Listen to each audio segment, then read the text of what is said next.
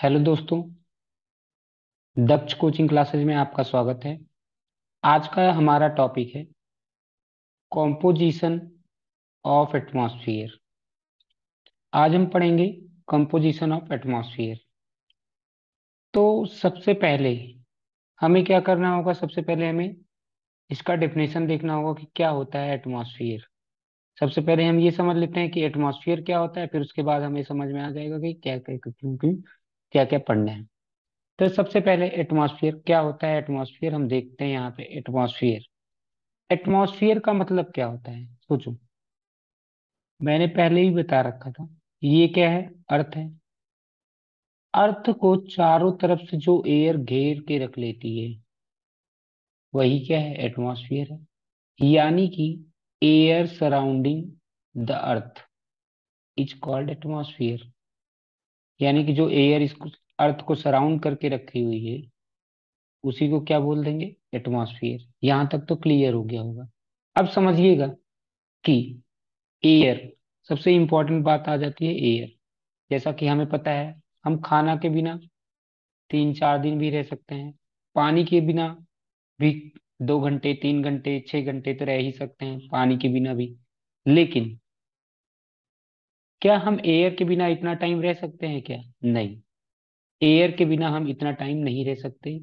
हम नहीं रह सकते मतलब हम जिंदा नहीं रह सकते। Life is not possible without air. Air के बिना जीवन संभव नहीं है। तो यानी कि हमें समझ में आ गया कि एटमॉस्फियर को पढ़ना उतना ही जरूरी हो गया है, क्योंकि एयर कैसी है कैसी नहीं है। आजकल जैसे हम देखते हैं कि पॉल्यूटेड एयर है। अगर पॉल्यूटेड एयर हो गया तब भी गड़बड़ है। यानी कि हमें एयर कैसी होनी चाहिए? मिलनी चाहिए, साफ मिलनी चाहिए। तो हम करें क्या करेंगे? अपने एटमॉस्फेयर के बारे में पढ़ेंगे और हमारे एटमॉस्फेयर में जो एयर है वो उसमें क्या क्या मिला हुआ है, क्या क्या नहीं मिला हुआ है, आज हमें वही सीखना है। यानी कि हमें पढ़ना ही है कॉम्पोजिशन ऑफ एटमॉस्फेयर। क्या पढ़ना है? कॉम्पोजिशन ऑफ एटमॉस्फेयर पढ़ना है। तो कॉम्पोजिशन ऑफ एटमॉस्फेयर का मतलब क्या हुआ? कॉम्पोजिशन ऑफ एटमॉस्फेयर पढ़ना है। कॉम्पोजिशन ऑफ एटमॉस्फेयर, इसका मतलब क्या हुआ कि एटमॉस्फेयर किससे किससे मिलकर के बना हुआ है। इसका मतलब क्या हुआ कि एटमॉस्फेयर किससे किससे मिलकर के बना हुआ है। तो समझते हैं सबसे पहले। तो देखिए एटमॉस्फेयर क्या है। Atmosphere is a mixture of different gases. Atmosphere में क्या होता है? डिफरेंट डिफरेंट गैसेस का मिक्सचर है। It envelopes the all around the earth. यानी कि अर्थ को चारों तरफ से घेर रखा है। यहाँ पे देखिए फिर से वही बात आ गई। एयर, जो एयर है ये कैसी है? कलरलेस है। जो यहाँ पे एयर प्रेजेंट है वो कैसा है? कलरलेस है। और क्या कहते हैं? ऑर्डरलेस। ऑर्डरलेस का मतलब होता है कि उसमें कोई महक नहीं आती है, कोई सुगंध नहीं आती। ऑर्डरलेस का मतलब होता है कोई भी सुगंध नहीं आती। एयर जो होगा, जो प्योर एयर होगी, उसमें से कोई सुगंध नहीं आएगी। And can be felt only. अच्छा, एयर को हम कब फेल्ट कर सकते हैं, कब फील कर सकते हैं? जब एयर ब्लो होगी। यानी कि हम एयर को तभी फील कर सकते हैं जब एयर क्या होगी? ब्लो होगी। यानी कि क्या कहते हैं कि एयर ब्लो जब होती है तो उसको हम विंड बोलते हैं। तो विंड क्या होता है ये ध्यान रख लीजिए।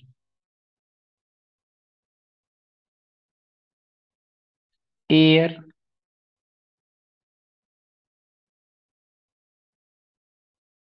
When blows. यानी कि जब क्या कहते हैं कि एयर क्या होता है? ब्लो होने लगेगा, तो उसी को क्या कह देते हैं? विंड। क्या होता है? एयर एक स्थान से दूसरे स्थान पे जाएगा तो क्या होता है? जैसे पत्ते हिलना, जैसे अगर हवा चल रही होती है तो क्या होता है? पत्ते हिलने लगते हैं। अगर देखो कपड़े अगर टंगे हुए हैं तो वो कपड़े भी उड़ने लगते हैं। तो ये सब क्या है? एयर कैसे? एयर हमें जब विंड ब्लो होती है, जब विंड ब्लो होती है तभी हमें समझ में आता है कि अच्छा, एयर का प्रेजेंस महसूस हो पाता है। वैसे तो हम एयर का प्रेजेंस नहीं महसूस कर सकते, क्योंकि एयर में कोई कलर नहीं है, क्योंकि एयर में कोई ऑर्डर नहीं है। ऑर्डरलेस मतलब क्या हुआ? सुगंधित। यानी कि हम एयर को तभी महसूस कर सकते हैं जब वो ब्लो होगी। और ब्लो कब किस फॉर्म में होती है? एयर ब्लो होती है in the form of wind. Air flow होती है in the form of wind. Okay, चलो next. Generally atmosphere extends up to 1600 kilometre from the earth surface. वैसे तो एटमॉस्फेयर कहाँ से कहाँ तक है? 1600 kilometre from the earth surface. However, 99% of the total mass of the atmosphere is confined to height of 32 kilometre from the earth surface. अब समझिए, मैं फिर से बताता हूँ कि अभी हमने पढ़ा था कि एटमॉस्फेयर क्या है। अभी हमने पढ़ा था कि एटमॉ मतलब अर्थ के चारों ओर क्या कहते हैं कि ऐसे एटमॉस्फेयर है। वो एटमॉस्फेयर लगभग लगभग 1600 किलोमीटर तक है, लगभग लगभग 1600 किलोमीटर तक है। लेकिन जो 99% जो टोटल मास ऑफ एटमॉस्फेयर है, यानी इस एटमॉस्फेयर का जो टोटल मास है, वो कहाँ तक कन्फाइंड है? 32 किलोमीटर। 32 किलोमीटर भर में वो लगभग लगभग पूरा का पूरा उसका मास क्या है? कन्फाइंड है। कन्फाइंड का मतलब होता है लिमिटेड, वहीं तक है। कन्फाइंड का मतलब क्या होता है? लिमिटेड, लिमिट उसकी कहाँ तक है? 32 किलोमीटर तक। यानी कि 32 किलोमीटर तक भर में लगभग लगभग 99% है, बाकी थोड़ा सा वो बिखरा हुआ है। इतना बात समझ में आ गया होगा। अभी तक हमने क्या पढ़ा? अभी तक हमने पढ़ा है, फिर से एक बार रिवीजन कर लेते हैं। अभी तक हमने पढ़ा है कि एटमॉस्फेयर में, एटमॉस्फेयर एयर किसे कहते हैं। दूसरा चीज हमने पढ़ लिया एयर कैसा होता है। और फिर हमने पढ़ लिया एटमॉस्फेयर के बारे में कि एटमॉस्फेयर क्या है क्या नहीं है। अब आगे, जैसा कि हमने बोला था कि हम पढ़ेंगे composition of atmosphere. Composition of atmosphere, देखिए एटमॉस्फेयर तीन चीजों से मिलकर के बना हुआ है। एटमॉस्फेयर तीन चीजों से लेकर मिलकर के बना हुआ है। सबसे पहला किससे बना हुआ है? गैस से बना हुआ है। दूसरा किससे बना हुआ है? वाटर वेपर से बना हुआ है। और तीसरा किससे बना हुआ है? डस्ट पार्टिकल से बना हुआ है। गैस तीन चीजों से मिल सॉरी एटमॉस्फेयर तीन चीजों से मिलकर के बना हुआ है, gases, water vapour and dust particles. अब हम बात करते हैं कि जो गैसेस का जो प्रोपोर्शन होगा, प्रोपोर्शन का मतलब होता है कितना गैस कहाँ पे है। proportion of gases changes in the higher layers of the atmosphere। यानी कि जैसे जैसे हम अर्थ जैसे हम अर्थ से ऊपर की ओर जाते जाएंगे, जैसा कि मैंने पहले भी बता रखा है, हम लोग पढ़ चुके हैं ट्रोपोस्फेयर, स्ट्रेटोस्फेयर, मेजोस्फेयर, यानी अलग अलग लेयर्स पढ़ रखे हैं। तो जैसे जैसे हम ऊपर जाएंगे ना, जैसे जैसे हम ऊपर जाएंगे, प्रोपोर्शन ऑफ गैस क्या होती जाती है? चेंजेस होने लगती है। जैसे एग्जांपल में बताता हूँ, CO2 जो है, जो CO2 है, वो लगभग लगभग कहाँ तक के कहते हैं कि मिलेगी। और वाटर वेपर, CO2 और वाटर वेपर जो होते हैं, ये 90 किलोमीटर के बाद में नहीं मिलते हैं। CO2 और वाटर वेपर जो होते हैं वो 90 किलोमीटर के बाद में नहीं मिलेंगे। और उसी तरीके से ऑक्सीजन, ऑक्सीजन जो होगा वो कहाँ तक होता है? केवल और केवल 120 किलोमीटर तक मैक्सिमम पाया जाएगा। 120 के किलोमीटर के ऊपर जाएंगे तो ऑक्सीजन लगभग लगभग ना के बराबर होगी। क्या, मैं फिर से बताना चाह रहा हूँ, दूसरा पॉइंट हमारा ये कह रहा है कि जो प्रोपोर्शन ऑफ गैसेस है, यानी कि कितना गैस है एटमॉस्फेयर में, वो क्या हो रहा है? हाइट के साथ में चेंज होता चला जा रहा है। हाइट के साथ में क्या होता चला जा रहा है? चेंज होता चला जा रहा है। यानी कि सी, जैसे एक दो एग्जांपल मैं बताता हूँ कि जैसे CO2 हो गया, वाटर वेपर हो गया, वो कहाँ तक है? केवल और केवल 90 किलोमीटर तक है। 90 किलोमीटर के ऊपर जाएंगे ना तो आपको CO2 नहीं मिलेगा, आपको वाटर वेपर नहीं मिलेगा। वहीं पे हम बात करते हैं O2 की, तो ऑक्सीजन, ऑक्सीजन भी लगभग लगभग 120 किलोमीटर तक मैक्सिमम मिलेगा। उसके बाद ऑक्सीजन लगभग लगभग ना के बराबर होगी ऊपर। इतना बात समझ में आए कि नहीं समझ में आए? ठीक है, यहाँ तक समझ में आ गया होगा। अब हम बात करते हैं हमारे एटमॉस्फेयर में, हम जैसा कि हमने बोला भी था कि हमारे एटमॉस्फेयर में तीन चीजें हैं। वो कौन कौन सी तीन चीजें हैं? गैसेस हैं, डस्ट पार्टिकल्स हैं, वाटर वेपर हैं। तो देखिए ये नाइट्रोजन, ऑक्सीजन, ये सब गैसेस ही हैं, लगभग लगभग 99% बनाती हैं। बाकी अदर गैसेस कितनी हैं? अदर गैसेस हैं 1%। क्या?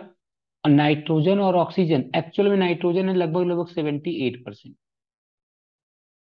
और नाइट्रोजन है ऑक्सीजन है लगभग लगभग 21%। अगर इन दोनों को जोड़ लेंगे तो आपको मिल जाएगा कि 99%। यानी कि ये ही दोनों गैसेस 99% है।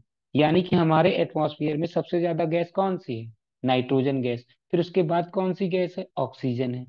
फिर उसके बाद बाकी जो क्या कहते हैं कि जो 1% बचा ना, उसमें बाकी सारी की सारी गैसें हैं, बाकी सारी की सारी gases like CO2, like argon, CO2 हो गया, आर्गन हो गया, नियॉन, हीलियम, हाइड्रोजन, ये सब क्या है, ये सब टोटल 1% में है, मतलब ये सब बहुत थोड़ा थोड़ा थोड़ा होंगे।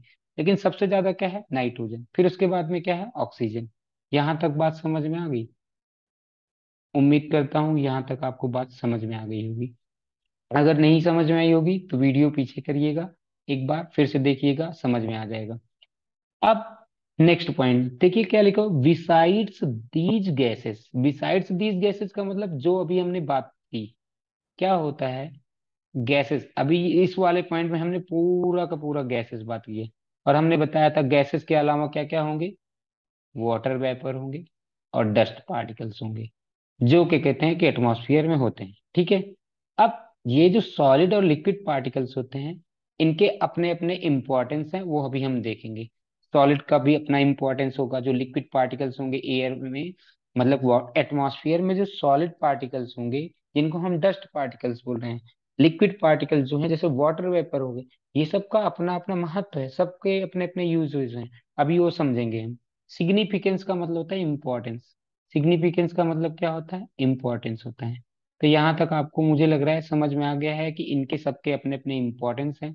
इस वाले स्लाइड में अभी तक हमने इतना बताया कि क्या क्या है, क्या क्या इंपॉर्टेंट, मतलब कि गैसेस हमारे कंपोजिशन ऑफ एटमॉस्फेयर में तीन चीजें हैं, वाटर वेपर, गैसेस और डस्ट पार्टिकल्स। जब मैं बात करता हूँ गैसेस की, गैसेस में सबसे ज्यादा कौन सा है, नाइट्रोजन है। कितना परसेंट है, 78%। ऑक्सीजन कितना है, 21%। यही दोनों मिलकर के 99% बना लेते हैं। बाकी के जो बचे हुए गैसेस हैं वो क्या होते हैं, 1% है बाकी के। अच्छा, यहाँ पे लिखा हुआ इनर्ट। इनर्ट आपने क्लास 10th में पढ़ रखा होगा। इनर्ट का मतलब होता है जो किसी से क्या कहते हैं, रिएक्शन ना करे। इनर्ट का मतलब क्या होता है, ऐसी गैसेस जो जल्दी रिएक्शन ना करें। ठीक है। तो ऐसे कार्बन, जैसे आर्गन हो गया, नियॉन हो गया, हीलियम हो गया, ये सब क्या होते हैं, ये तीनों ही इनर्ट गैस हैं। ये तीनों ही इनर्ट गैस हैं, आपने क्लास 10th में पढ़ रखा होगा। ठीक है। अब मैं बात करता हूँ जैसे CO2 हो गया, हाइड्रोजन हो गया, ये सब 1% में ही है। अब मैंने बताया कि इन गैसेस के अलावा भी क्या होते हैं, वाटर वेपर है, डस्ट पार्टिकल्स हैं। यहाँ तक समझ में आ गया होगा। अब आगे आते हैं नेक्स्ट। तो अब हमारा क्या कहते हैं कि नेक्स्ट पॉइंट क्या है, गैसेस हम पढ़ेंगे। तो यहाँ पे हम गैसेस पढ़ने के पहले मैं आपको कुछ बता देना चाहता हूँ, फिजिकल प्रॉपर्टीज ऑफ एटमॉस्फेयर। क्या बता देना चाहता हूँ, physical properties of atmosphere. Physical properties of atmosphere में देखिए क्या क्या है। सबसे पहला चीज क्या था, एटमॉस्फेयर में जैसे ये ऑर्डरलेस होते हैं, एटमॉस्फेयर या यहाँ पे एयर कह लीजिए, एयर ऑर्डरलेस। दूसरा चीज कलरलेस। अभी मैं पीछे बताया था, ऑर्डरलेस का मतलब होता है जिसमें क्या कहते हैं कि कोई भी सुगंध ना आए, जिसमें से कोई भी महक ना आए, ये सारी चीजें। तीसरा चीज, एयर जो होती है वो टेस्टलेस होती है। ये फिजिकल प्रॉपर्टीज हैं, टेस्टलेस होती हैं। चौथा चीज, इनकी कोई फॉर्म नहीं होती, फॉर्मलेस। यहां तक हमें समझ में आ गया है। और पांचवा चीज, थॉरली। थॉरली का मतलब होता है पूरी तरीके से, थॉरली ब्लेंडेड। ब्लेंडेड का मतलब होता है मिले हुए होता है, ये बढ़िया से मिले हुए होते हैं। यहां तक बात समझ में आ गई। और बाकी एक और टेबल है, वो मैं बता देता हूँ आपको। जैसा कि हमने बताया था, हमारे सबसे ज्यादा कौन सी गैस है, नाइट्रोजन। कितना परसेंट है, 78%। फिर उसके बाद में क्या कहते हैं कि ऑक्सीजन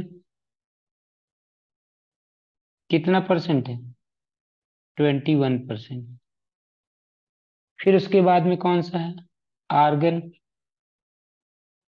कितना परसेंट है, 0.0, 0.934। फिर उसके बाद कौन सी गैस है? CO2। कितना परसेंट है? 0.018। फिर उसके बाद में नियॉन। ऐसे ही मतलब बहुत सारे गैसेस हैं, लेकिन हमें क्या कहते हैं कि इतना याद रख लेंगे बहुत है। 0.0, ये सॉरी ये 34 है, ये 0.018 है। तो ऐसे ये चल रहा है। तो यानी कि हमें समझ में आ गया कि मेजर मेजर क्या चीजें थी। मेजर मेजर चीजें मतलब कि जैसे हमने फिजिकल प्रॉपर्टीज पढ़ लिए, कौन कौन सी गैसेस हैं। अब गैसेस के अंदर की हम बात करेंगे। अब देखिए इन्हीं गैसेस के बारे में हमें पढ़ना भी है। तो सबसे पहला आ जाता है कार्बन डाइऑक्साइड।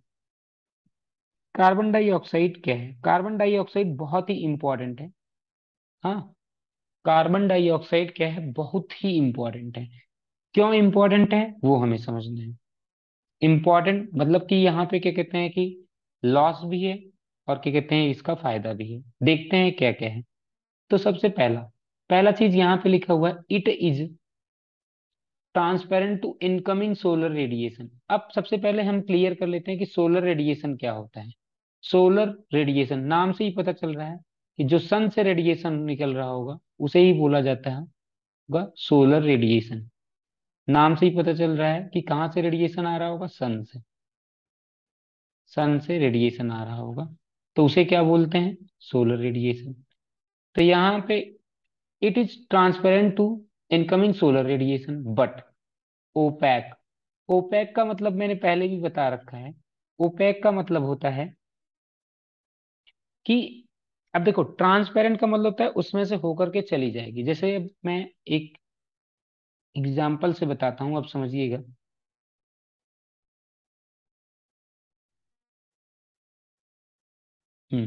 अब देखिएगा इधर,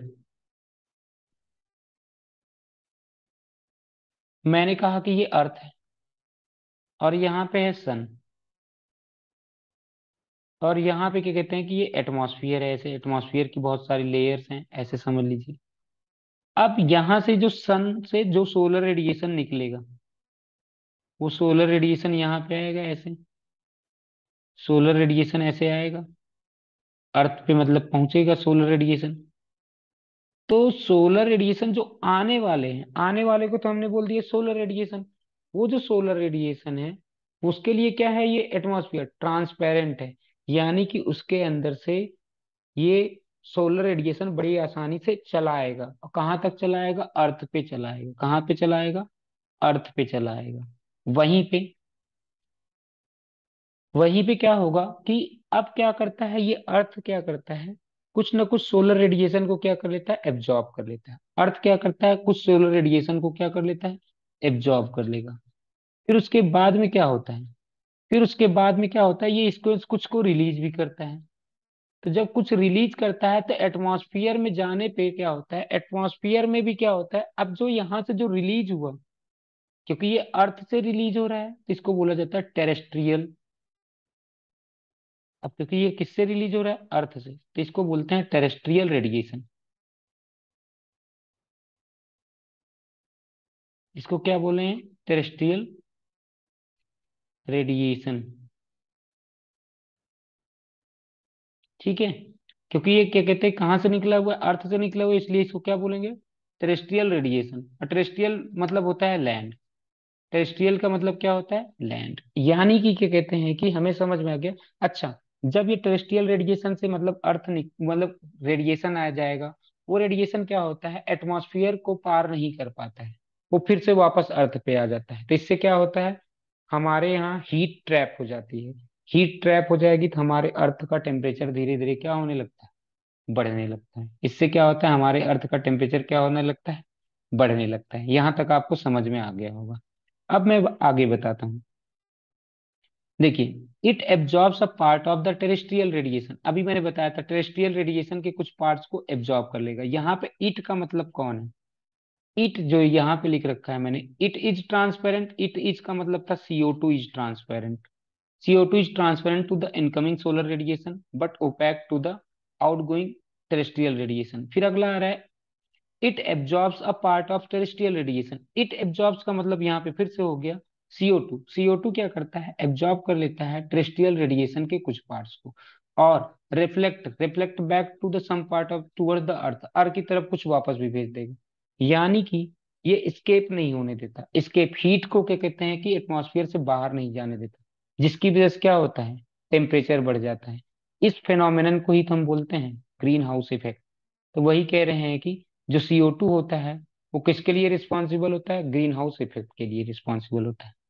दूसरी बात, जैसा कि अभी मैंने टेबल में भी बनाया था, ये लगभग लगभग कितना है, 0.03% है। कितना है, 0.03 है। अच्छा, ये किससे प्रोड्यूस होता है, कंबसन से। प्रोडक्ट ऑफ कंबसन मतलब कि जैसे अगर हमने कोई लकड़ी है, लकड़ी में आग लगा दी है, तो क्या होगा, जो धुआं निकल रहा होगा उसमें भी साथ में क्या होता है, उसमें भी CO2 होता है। यानी कि क्या कहते हैं कि जब हम आग लगा देते हैं, कुछ ना कुछ काम होता है, गाड़ी चलती रहती है, उसमें भी से भी क्या होता है, CO2 हर जगह से निकलता ही रहता है। अच्छा, और इसका यूज कहाँ कहाँ पे होता है, अभी मैंने बताया था ये बहुत ही इंपॉर्टेंट है। कैसे इंपॉर्टेंट है समझिएगा। देखिए, ग्रीन प्लांट्स में क्या होता है, फोटोसिंथेसिस होता है कि नहीं होता है। तो ग्रीन प्लांट में फोटोसिंथेसिस के थ्रू वो क्या कहते हैं कि खाना अपना बना लेता है। यानी कि खाना प्लांट्स को बनाना है तो वो कैसे बनाएगा, with the help of carbon dioxide. यानी कि अगर उसको कार्बन डाइऑक्साइड नहीं मिलेगा तो पेड़ जिंदा नहीं रह पाएंगे। अब पेड़ में ही लाइफ नहीं, तो फिर क्या होगा, वो हमें ऑक्सीजन कैसे देगा। तो यानी कि हमें समझ में आया ना कि क्यों इंपॉर्टेंट है, बहुत ही इंपॉर्टेंट है CO2। जितना O2, जितना हमें O2 इम्पोर्टेंट है उतना ही CO2 भी इम्पोर्टेंट है। अब समझने वाली बात है, from the atmosphere and use it to manufacture the food. अच्छा, ये किस लिए यूज किया जाता है, फूड को बनाने में यूज करते हैं, कौन यूज करते हैं, प्लांट्स यूज कर लेते हैं। बस इतनी बात यहाँ से यहाँ तक भर में लिखी हुई है, ठीक है। अब नेक्स्ट कुछ और पॉइंट्स है इसके बारे में। अभी मैंने बताया था ये क्या होता है, एब्जॉर्बर ऑफ हीट होता है। ये क्या करता है, हीट को एब्जॉर्ब कर लेता है, मतलब हीट को बाहर जाने नहीं देगा, हीट को बाहर जाने नहीं जाता। तो इसकी वजह से इसका क्या होता है, क्लाइमेटिक सिग्निफिकेंस है। क्लाइमेटिक सिग्निफिकेंस का मतलब होता है क्लाइमेट में इसका अलग ही इंपॉर्टेंस है। क्यों इंपॉर्टेंस है, अभी मैंने बताया ना, ये ग्रीन हाउस इफेक्ट के लिए रिस्पॉन्सिबल होता है। किसके लिए रिस्पॉन्सिबल है, green house effect, global warming. Global warming के लिए कौन रिस्पॉन्सिबल है, CO2 ही तो रिस्पॉन्सिबल है। हमेशा हर बार कहते हैं कि हम CO2 कट कर रहे हैं, CO2 कट कर रहे हैं मतलब समझ रहे हैं, CO2 कट करना मतलब कि क्या कहते हैं कि हम CO2 को कम प्रोड्यूस करना चाहते हैं। क्यों, क्योंकि क्या कहते हैं कि CO2 के कारण क्या हो रहा है कि बहुत ज्यादा ही टेम्परेचर बढ़ना शुरू हुआ है। तो इस वजह से कहते हैं लोग कि पेड़ लगाइए, पेड़ लगाएंगे तो वो क्या करेगा, CO2 को एब्जॉर्ब कर लेगा। यानी कि जो पेड़ हो गए, समंदर हो गए, वो CO2 के सिंक की तरह काम करते हैं। किसकी तरह काम करते हैं, CO2 सिंक की तरह। तो वो CO2 को क्या कर लेंगे, खुद ही ले लेते हैं, कौन, पेड़ पौधे। तो इससे क्या होगा, एटमॉस्फेयर में CO2 नहीं होगा, मतलब होगा लेकिन कम होगा, जितना जरूरत है। अब हम बात करते हैं आगे, with increased burning of fossil fuels. Fossil fuels मतलब जैसे ऑयल हो गया, कोल हो गया, नेचुरल गैस हो गया, अगर हम जैसे जैसे इसको बर्न करेंगे उतना ही कार्बन डाइऑक्साइड क्या हो जाता है, बढ़ने लगेगा एटमॉस्फेयर में, ठीक है। More carbon dioxide in atmosphere means more heat absorption. जितना कार्बन डाइऑक्साइड होगा उतना ही टेम्परेचर, उतना ही हीट एब्जॉर्ब करेगा, और उतना ही क्या होगा, हमारा क्लाइमेटिक कंडीशन क्या होगा, उतना ही ड्रास्टिक होगा। ड्रास्टिक का मतलब उतना ही क्या होगा कि हमारे क्लाइमेट में बहुत सारे चेंजेस आएंगे। ओके, यहाँ तक बात समझ में आ गया। तो यानी कि हमने CO2 के बारे में पढ़ लिया। अब जो नेक्स्ट गैस आता है वो है ओजोन। अब हम पढ़ेंगे किसके बारे में, ओजोन। अच्छा, ये हमने बहुत पहले से अभी तक हम पढ़ते आए हैं, 10th में भी आप लोगों को याद ही होगा कि हम 10th में यही सारी चीजें बार बार पढ़ते थे, ओजोन क्या होता है। ओजोन का फॉर्मूला भी याद होगा, O3 होता है। Ozone is another important gas in the atmosphere which is actually a type of oxygen molecule। Actual में ऑक्सीजन मॉलिक्यूल है जिसमें 3 ऑक्सीजन है, यहाँ पे लिखा भी है कंसिस्टिंग ऑफ 3 इंस्टीड ऑफ 2। वैसे O2 में, ऑक्सीजन में कितने होते हैं, O2, लेकिन जब O3 हो जाए तो वो बन जाएगा ओजोन बन जाएगा। ओके, यहाँ तक बात समझ में। अच्छा, ये बहुत ही कम है, बहुत ही कम है, लेकिन फिर भी इंपॉर्टेंट है। 0.0005 है, बहुत ही कम परसेंटेज है, लेकिन फिर भी क्या है ये, इंपॉर्टेंट है। क्यों इंपॉर्टेंट है, समझने वाली बात अभी आपको समझ में आ जाएगा। कि जैसे ये देखिए कहाँ पे है? ये लगभग लगभग 10 से किलोमीटर से लेकर के 50 किलोमीटर तक भर में है। 10 से लेकर के, यानी कि कुल मिलाकर के ये एक्चुअल में कहाँ पे पाया जाता था? ओजोन लेयर, याद करो, ट्रोपोस्फेयर में पाया जाता है। ओजोन लेयर कहाँ पे पाया जाता है? ट्रोपोस्फेयर या स्ट्रेटो, सॉरी, स्ट्रेटोस्फेयर में पाया जाता है। कहाँ पे पाया जाता है? स्ट्रेटोस्फेयर में। तो जब ये स्ट्रेटोस्फेयर में पाया जा रहा है ओजोन लेयर, ठीक है, ओजोन लेयर कहाँ पे पाया जा रहा है? स्ट्रेटोस्फेयर में। याद करो स्ट्रेटोस्फेयर की हाइट भी तो कितनी थी? 10 से एबव 50 तक थी, तो यानी कि ये 50 तक भर में होगा। It is formed at higher altitude. अच्छा, ये हायर एल्टीट्यूड पे बनता है और नीचे धीरे धीरे आता है। और यहाँ पे समझने वाली बात है कि इसका रोल बहुत ही इंपॉर्टेंट है, क्योंकि हमने पहले भी पढ़ रखा है। ये क्या करता है? जो सन से अल्ट्रावायलेट रेज आती है, उसको क्या कर लेता है? ये एब्जॉर्ब कर लेता है। सन से अल्ट्रावायलेट रेज को क्या कर लेता है? एब्जॉर्ब कर लेता है, यानी कि उनको अर्थ तक नहीं आने देता है। अगर समझिए कि अर्थ तक अल्ट्रावायलेट रेज आ जाए तो क्या हो जाएगा? स्किन कैंसर हो सकता है। बहुत सारे पेड़ पौधे जो होंगे, जो नाजुक से पेड़ पौधे होते हैं, वो जल जाएंगे, यानी कि वो उनकी डेथ हो जाएगी। यानी कि जब वो प्लांट्स ही नहीं रहेंगे तो हमें कार्बन मतलब हमारे ऑक्सीजन कैसे मिलेगा? तो ये सारी चीजें, बहुत सारे पेड़ पौधे, बहुत सारे क्या कहते हैं कि एनिमल्स को जो क्या कहते हैं कि ये बचा लेता है। कौन बचा लेता है? ओजोन लेयर बचा लेता है। कैसे बचा लेता है? क्योंकि वो जो सन से हार्मफुल अल्ट्रावायलेट रेज होती हैं, उनको वो क्या कर लेता है? एब्जॉर्ब कर लेता है। यहाँ तक बात समझ में आ गई है?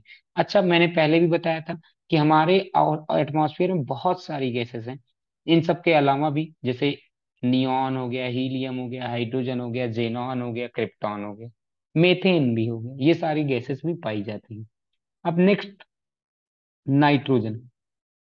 नाइट्रोजन भी हमारे एटमॉस्फेयर में पाई जाती है। और कितना है नाइट्रोजन? जैसा कि हमने पीछे भी पढ़ा था, नाइट्रोजन जो है वो कितना है? 78%। सबसे ज्यादा नाइट्रोजन है। कितना है? 78% है। अच्छा, ये क्या होती है? रिलेटिवली इनर्ट गैस, मतलब ये जल्दी किसी के साथ में रिएक्शन नहीं करती है। रिलेटिवली इसलिए लगा हुआ है क्योंकि ये किसी के कंपैरिजन में माना जाता है, तो ये जल्दी किसी के साथ में रिएक्शन नहीं करता है। कौन? नाइट्रोजन। अच्छा, नाइट्रोजन का यूज कहाँ कहाँ पे होता है? नाइट्रोजन भी क्या कहते हैं कि कूलिंग एजेंट के रूप में काम आता है। कूलिंग एजेंट के रूप में काम आता है। और कहाँ पे काम आता है? और साथ में अभी हमने बता ही दिया, एनर्ट की तरह काम करता है। और साथ में ये क्या कहते हैं कि काम करता है, पेड़ पौधों में यूज किया जाता है। इन, तो यानी कि पेड़ भी इसको यूज करते हैं, बहुत ज्यादा यूज करते हैं पेड़ पौधे। अगर पेड़ पौधों को नाइट्रोजन ना मिले तो वो समझ लो उनकी ग्रोथ नहीं होगी। ठीक है। और यानी कि इनका यूज फर्टिलाइजर्स में भी होता है। इसका यूज कहाँ पे होता है? नाइट्रोजन का फर्टिलाइजर्स में भी यूज किया जाता है। अब समझिएगा इसका जो मेन फंक्शन क्या है। Main function of nitrogen is to control the combustion during diluting oxygen, by diluting oxygen. तो ये क्या करता है? कंट्रोल करता है। क्या कहते हैं कि कंबशन को कंट्रोल भी करता है। अभी मैंने बताया ना, ये कूलिंग एजेंट की तरह काम भी करता है। और साथ में ये oxidation, it also indirectly helps in oxidation of different kinds, मतलब अलग अलग टाइप्स के ऑक्सीडेशन करने में इंपॉर्टेंट है। ये इतना इंपॉर्टेंट पॉइंट नहीं है, बाकी ऊपर के 3 पॉइंट्स बहुत इंपॉर्टेंट है। समझने वाली बात है कि नाइट्रोजन बहुत ज्यादा इंपॉर्टेंट है। नाइट्रोजन का यूज फर्टिलाइजर्स में यूज किया जाता है, कूलिंग एजेंट के रूप में यूज किया जाता है। ये सारी चीजें ध्यान में रखिएगा। ठीक है। और सबसे ज्यादा एटमॉस्फेयर में पाए जाने वाला गैस भी नाइट्रोजन है। अब इनके बिना पेड़ नहीं जी सकते। अब अगला आ गया ऑक्सीजन। अभी हम पीछे पढ़ के ही आए थे ऑक्सीजन। ऑक्सीजन का फॉर्मूला होता है O2। कितना परसेंट है? 21%। पहले ही बता रखा है कि 21%। टोटल वॉल्यूम ऑफ एटमॉस्फेयर का कितना है? 21%। जितने भी लिविंग ऑर्गेनिजम्स होंगे, जितने भी लिविंग ऑर्गेनिजम्स होंगे, सबको ऑक्सीजन की जरूरत होती है। सबको ऑक्सीजन की जरूरत है। वो कोई भी हो, चाहे वो प्लांट्स हो, चाहे वो एनिमल्स हो। अब ऐसा सोचते हैं लोग कि प्लांट्स को कैसे ऑक्सीजन की जरूरत? वो तो खुद ऑक्सीजन रिलीज करता है।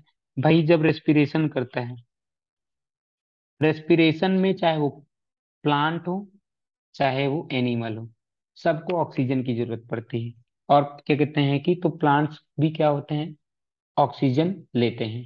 अब तो यानी कि सबको ऑक्सीजन की जरूरत है। Besides, oxygen can combine with other element. अच्छा, ऑक्सीजन क्या होता है? किसी भी के साथ में कंबाइन होकर के क्या बना लेगा? ऑक्साइड बना लेते हैं। जैसे Na2O, सोडियम ऑक्साइड। जैसे CaO, कैल्शियम ऑक्साइड। मतलब ऐसे बहुत सारे ऑक्साइड्स भी बना सकते हैं। अच्छा, बिना, एक चीज समझने वाली सबसे इंपॉर्टेंट बात है कि किसी भी चीज में कंबसन, कंबसन का मतलब होता है जलाना। कंबसन तब तक नहीं पॉसिबल है जब तक ऑक्सीजन नहीं होगा। अगर ऑक्सीजन नहीं तो कंबसन नहीं। यानी कि ऑक्सीजन बहुत ही इंपॉर्टेंट है कंबसन प्रोसेस के लिए। यहाँ तक समझ में आ गया? यानी कि हमारा गैसेस वाला पार्ट्स हो गया। तो मैंने इसमें सबसे मेजर गैसेस की बात की थी, बाकी सबके छोड़ दिए। मतलब कि मेजर गैसेस कौन कौन से, जैसे सबसे पहले हमने किसके बारे में बात की है? जैसे नाइट्रोजन कितने परसेंट था? 78% था। फिर उसके बाद में हमने किसके बारे में बात किया था? अभी अभी जस्ट ऑक्सीजन के बारे में बात की, 21% था। फिर उसके बाद में हमने ओजोन के बारे में बात किया। ओजोन जो O3 था, स्ट्रेटोस्फेयर में था। फिर हमने सबसे पहले जो बात किया था वो CO2 था, लगभग लगभग 0.03% जो था। यानी कि हमें यहाँ तक तो समझ में आ गया कि हमने क्या क्या गैसेस के बारे में बात कर ली है। गैसेस बहुत ही इंपॉर्टेंट है, ये इंपॉर्टेंट गैसेस थी जिनके बारे में बात कर ली है। जैसा कि हमने पहले भी पढ़ा था, क्या पढ़ा था कि हमारे एटमॉस्फेयर में तीन टाइप्स की गैस, तीन चीजों से मिलकर के बना हुआ है हमारा एटमॉस्फेयर। किन किन चीजों से मिलकर के बना था? सबसे पहले फिर से रिवाइज करते हैं। सबसे पहले बना था गैसेस से। गैसेस में हमने मेजर गैसेस की बात कर ली। फिर उसके बाद में क्या कहते हैं? Water vapour. वाटर वेपर के बाद में क्या आ जाएगा? Dust particles. तो अब समझते हैं वाटर वेपर क्या है क्या नहीं है, और वाटर वेपर का कैसे इंपॉर्टेंस है। Dust particles. अब देखो, वाटर वेपर, वेपर मतलब जब water in the form of gas, water in the form of gas is known as water vapour. अब समझिएगा, ये कहाँ पे यूज होता है, कैसे यूज होता है, समझने वाली बात यहाँ पे। तो water vapour is also variable gas. अच्छा, यहाँ पे क्या होता है? वाटर वेपर कैसा है? ये वेरिएबल गैस है। जैसे CO2 एक वेरिएबल गैस थी। CO2 क्या है? Variable gas. वेरिएबल गैस क्यों बोल रहे हैं इसको? क्योंकि ये क्या हो रहा है? चेंज हो रहा है। वेरिएबल मतलब होता है जो चेंज होता रहता है। वेरिएबल का मतलब होता है क्या? जो चेंज होता रहता है। तो CO2 क्या है? एक वेरिएबल गैस है। कैसे? मैंने एग्जांपल बताया। आग, मतलब कि कहीं पे गाड़ी चलती रहती है तो देखो धीरे धीरे क्या हो रहा है, एटमॉस्फेयर में CO2 बढ़ता जा रहा है, जिसकी वजह से तो ग्लोबल वार्मिंग भी होती जा रही है, टेम्परेचर भी तो बढ़ता चला जा रहा है। यानी कि CO2 भी वेरिएबल गैस है। वैसे ही वाटर वाटर वेपर भी क्या होता है? वेरिएबल गैस है। यानी कि कभी कभी ये क्या होता है, हाइट के साथ में ये चेंज होगा। जैसे क्या कहते हैं, विच डिक्रीजेज विद एल्टीट्यूड। हाइट के साथ में ये क्या होता जाएगा? डिक्रीज होने लगेगा। यानी कि जैसे जैसे, अगर याद करो, जब मैंने अभी शुरू में बताया था, तो मैंने बताया था 90 किलोमीटर के ऊपर जाओ। क्या? 90 किलोमीटर के ऊपर जाओ तो आपको क्या कहते हैं कि वाटर वेपर बहुत ही कम मिलेंगे। वाटर वेपर और CO2 90 किलोमीटर के ऊपर नहीं मिलेंगे। वाटर वेपर और CO2 90 किलोमीटर के ऊपर नहीं मिलेंगे। वहीं पे O2 की बात किया था, मैंने बोला था 120 किलोमीटर के ऊपर नहीं मिलेंगे। 120 किलोमीटर के ऊपर नहीं मिलेंगे। अब यहाँ पे हम बात करते थे, water vapour also decreases from equator to towards the pole. अच्छा, वाटर वेपर क्या होते हैं ना, वाटर वेपर जो होते हैं, जब हम इक्वेटर से पोल की तरफ जाते हैं, इक्वेटर से पोल की तरफ जाते हैं, तो क्या होता है? वाटर वेपर डिक्रीज होने लगता है। वाटर वेपर क्या होने लगता है? डिक्रीज होने लगता है। क्यों होने लगता है उसको समझते हैं। बहुत इंपॉर्टेंट बात यहाँ पे लिखी हुई है। तो देखिए, वाटर वेपर कैसे चेंज हो रहा है या वाटर वेपर कैसे कमी आ रही है। जब हम कहाँ से कहाँ जा रहे हैं, इक्वेटर से क्या कहते हैं, किधर जा रहे हैं? इक्वेटर से हम जा रहे हैं, क्या कहते हैं कि जब पोल साइड में। तो देखिएगा, अब ये है इक्वेटर। जैसा कि हमने पहले भी पढ़ रखा है बहुत बार, कि इस जोन को क्या बोलते हैं? इस जोन को क्या बोलते हैं? ये है इक्वेटर। ठीक है, इस जोन को बोलते हैं हम ट्रॉपिक। ट्रॉपिकल रीजन या ट्रॉपिकल जोन, चाहे जो बोल लो। और इधर जो होता है वो क्या होता है? टेम्परेट। इधर भी क्या होता है? टेम्परेट जोन होता है। अब समझने वाली बात क्या है? टेम्परेट जोन, ये ट्रॉपिक जोन था। इसके ऊपर जो होता है वो फ्रिजिड, इधर भी फ्रिजिड। तो अब देखिए क्या होता है, कि यहाँ पे जहाँ पे इक्वेटर है ना, इक्वेटर पे सन सीधे पड़ता है। इक्वेटर पे क्या होता है, सन की लाइट सीधे पड़ती है। ट्रॉपिक में क्या होता है, हमेशा क्या कहते हैं कि लगभग लगभग नमी रहती है। नमी क्यों रहती है, क्योंकि बारिश होती रहती है। ट्रॉपिक ऑफ इक्वेटर के पास में बारिश होती रहती है, तो इस वजह से यहाँ पे ज्यादा नमी रहेगी। यहाँ पे क्या होता है, ड्राई कंडीशन होता है। कैसा कंडीशन होता है, ड्राई एयर होती है। यहाँ पे भी क्या होगा, ड्राई एयर होगी। तो जैसे जैसे हम इधर से इधर जाएंगे ना, यानी कि इक्वेटर से पोल की तरफ जाएंगे, क्योंकि इक्वेटर साइड में तो बारिश होती रहती है हमेशा, लगभग लगभग पूरे साल बारिश होती रहती है इक्वेटर के पास में। तो यानी कि इक्वेटर से जब हम क्या कहते हैं कि नॉर्दर्न, चाहे वो किसी भी पोल साइड में जाएंगे, तो क्या होगा, पोल साइड में क्या होता है कि कहते हैं कि वहां पे बारिश नहीं होती, वहां पे ड्राई कंडीशन होता है, ड्राई एयर होती है या एकदम कोल्ड एयर होगी। तो इस वजह से क्या कहते हैं कि जब हम इक्वेटर से क्या कहते हैं कि पोल साइड में जाएंगे, तो क्या होता है, वाटर वेपर का अमाउंट क्या होता है, कम होता है। अच्छा, इक्वेटर के आसपास लगभग लगभग क्या होगा, 4% होगा। मैक्सिमम अमाउंट कितना है, 4%। और वहीं पे क्या कहते हैं कि देखिएगा, फिर से देखिए क्या लिखा हुआ है, maximum amount of water vapour is found in hot wet region. Hot wet region कौन सा है, वही ट्रॉपिक, जो मैंने अभी बताया था, ये वाला रीजन। इक्वेटर के पास वाला जो रीजन है होता है, उसी को बोलते हैं ट्रॉपिक्स। और वहीं पे it is least amount in found, its least amount in is found in dry regions. Dry regions में क्या होते हैं, ड्राई रीजन्स मतलब ये जो पोल्स के आसपास में है, यहाँ पे बहुत ही कम अमाउंट पाया जाता है। इवन कह लो लेस देन 1% पाया जाता है, लेस देन 1%। ठीक है, यहाँ तक समझ में आया। पोलर रीजन्स में या ड्राई रीजन्स में क्या होता है, जहाँ पे डेजर्ट होते हैं, बहुत ही कम आता है। It also absorbs parts of the insolation. Insolation का मतलब होता है इनकमिंग सोलर रेडिएशन। इंसोलेशन का मतलब होता है इनकमिंग सोलर रेडिएशन। यानी कि क्या होता है कि ये भी सोलर रेडिएशन को एब्जॉर्ब करता है। कौन एब्जॉर्ब करता है, वाटर वेपर। वाटर वेपर भी क्या होता है, आने वाले के कहते हैं कि जो वेव्स आ रही होती है, यानी कि जो सोलर रेडिएशन आ रहा होता है, उसको एब्जॉर्ब करता है। यानी कि कुल मिलाकर के हीट, मतलब अर्थ को कुछ ज्यादा ही हीट नहीं होने देता। ना तो अर्थ को एकदम कूल हो जाने देता है, ना तो अर्थ को एकदम हॉट हो जाने देता है। यानी कि ये अर्थ के ऊपर एक ब्लैंकेट की तरह काम करता है। अर्थ के ऊपर कैसे काम करता है, एज अ ब्लैंकेट, जो अर्थ को ना तो कुछ ज्यादा ही कोल्ड होने देगा और ना ही ज्यादा ही हॉट होने देगा। क्योंकि जब अर्थ से बाहर रेडिएशन जाने लगता है, उसको भी रोक लेता है।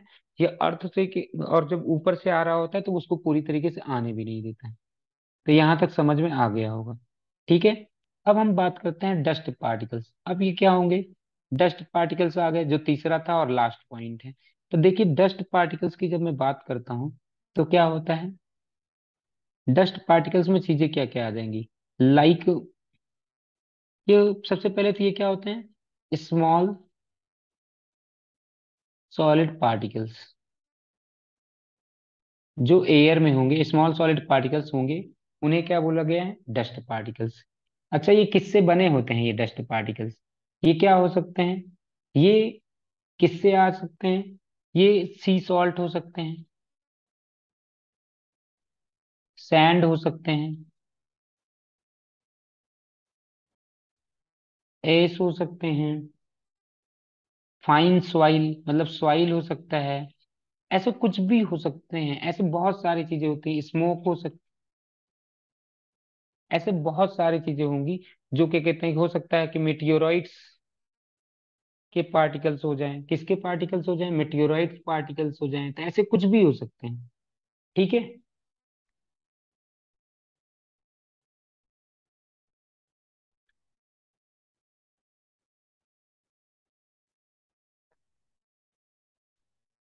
मेटियोर्स के पार्टिकल्स ऑफ मेटियोर्स, ऐसे कुछ भी हो सकते हैं। तो ये होते हैं डस्ट पार्टिकल्स।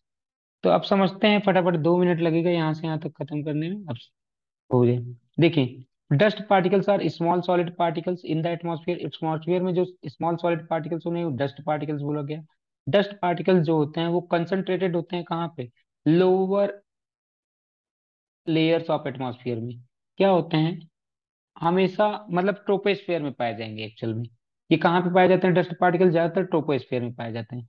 हालांकि जो कन्वेक्शनल एयर करंट्स हैं, कन्वेक्शनल एयर करंट्स जो होती हैं उनको, मतलब एयर करंट्स मतलब जो हवाएं जो होती है उनको ऊपर की ओर ले जाने की कोशिश करती हैं, लेकिन ये हमेशा कहाँ पे पाए जाते हैं, ट्रोपोस्फेयर में पाए जाते हैं। आगे अगला, the high concentration of dust particles is found इन सब ट्रॉपिकल, फिर से वही चीज आ गया, सब ट्रॉपिकल। और अब यहाँ पे सबसे ज्यादा ये कहाँ पे पाया जाएगा, हायर कंसंट्रेशन कहाँ पे पाया जाता है,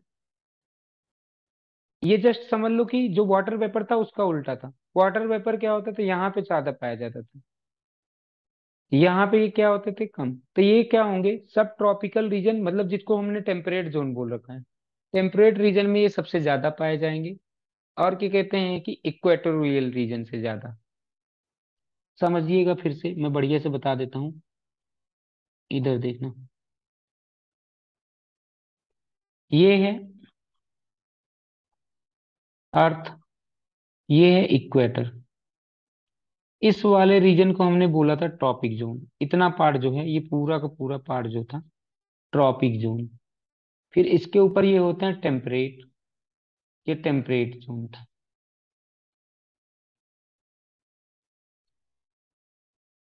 क्या नाम था इसका, टेम्परेट जोन। ये भी टेम्परेट ही है। ये पोल था, ये भी पोलर रीजन। तो सबसे ज्यादा डस्ट पार्टिकल्स यहाँ पे पाए जाते हैं, कहाँ पे पाए जाते हैं, टेम्परेट में। इसमें भी कम पाए जाएंगे, इसमें भी कम होंगे, इसमें भी कम होंगे, सबसे ज्यादा कहाँ पे होते हैं, टेम्परेट में डस्ट पार्टिकल्स सबसे ज्यादा होते हैं। ठीक है, यहाँ तक समझ में आ गया होगा। अब आगे देखते हैं।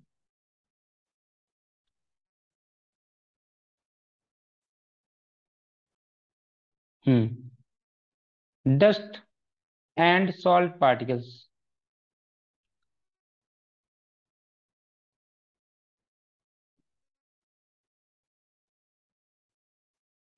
Dust and salt particles act as hygroscopic nuclei. Hygroscopic nuclei का मतलब क्या होता है, देखिए, जब क्या होता है, अब समझिएगा, ये लास्ट पॉइंट है एकदम। जब ऐसे समझ लीजिए कि ये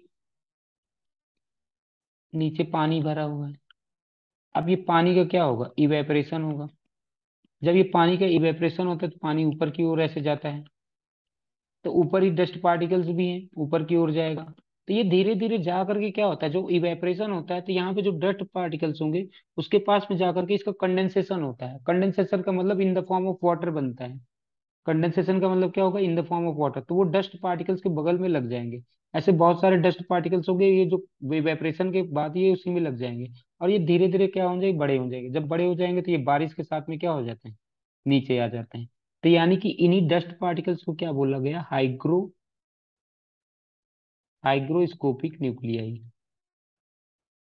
क्या बोला गया, हाइग्रोस्कोपिक न्यूक्लियाई। अब फिर से समझिएगा, मैं बढ़िया से बताता हूँ, समझना। मेरे कहने का मतलब क्या है, कि जैसे हम लोग खाना ले जाते हैं टिफिन में, देखो, तो ऊपर ढक्कन में क्या होता है, पानी सा आ जाता है, तो वो कंडेंसेशन होता है। कंडेंसेशन का मतलब होता है जो वेपर होता है वो लिक्विड के फॉर्म में कन्वर्ट होना। जब वेपर लिक्विड के फॉर्म में कन्वर्ट होता है, उसी को बोल देते हैं हम कंडेंसेशन। तो वो कंडेंसेशन होने के लिए उसको एक बेस चाहिए होगा। मतलब किस पे कंडेंसेशन होगा, तो ये डस्ट पार्टिकल्स जो होते हैं ना, उन्हीं के ऊपर ये कंडेंसेशन हो जाता है। तो वो ही क्या कहते हैं कि जब बारिश आती है, तो बारिश के साथ में ये, मतलब कि बारिश तो होगी ही होगी, बारिश के साथ में ये डस्ट पार्टिकल्स भी नीचे आ जाते हैं। अगर वो डस्ट पार्टिकल्स नहीं होना, तो वहां पे क्या कहते हैं, प्रेसिपिटेशन होगा ही नहीं। प्रेसिपिटेशन का मतलब बारिश नहीं होगी, यानी कि रेन होगा ही नहीं। तो ये था हमारा चैप्टर, और ये हमारा चैप्टर समाप्त हो चुका है। तो अभी तक हमने क्या पढ़ा, कंपोजिशन। कंपोजिशन में हमने तीन चीजें पढ़ी, कि कंपोजिशन में तीन किससे बना होता है, किससे किससे बना था, हमने सबसे पहले पढ़ लिया, गैसेस, डस्ट पार्टिकल्स और वाटर वेपर से। उम्मीद करता हूं आपको यहाँ तक बहुत अच्छे से समझ में आया होगा। अगर नहीं समझ में आया होगा तो एक बार फिर से पीछे जा करके देखिएगा, समझ में आ जाएगा। अगर नहीं समझ में आता है तो आप कमेंट करिएगा, मैं जरूर रिप्लाई करूंगा। धन्यवाद।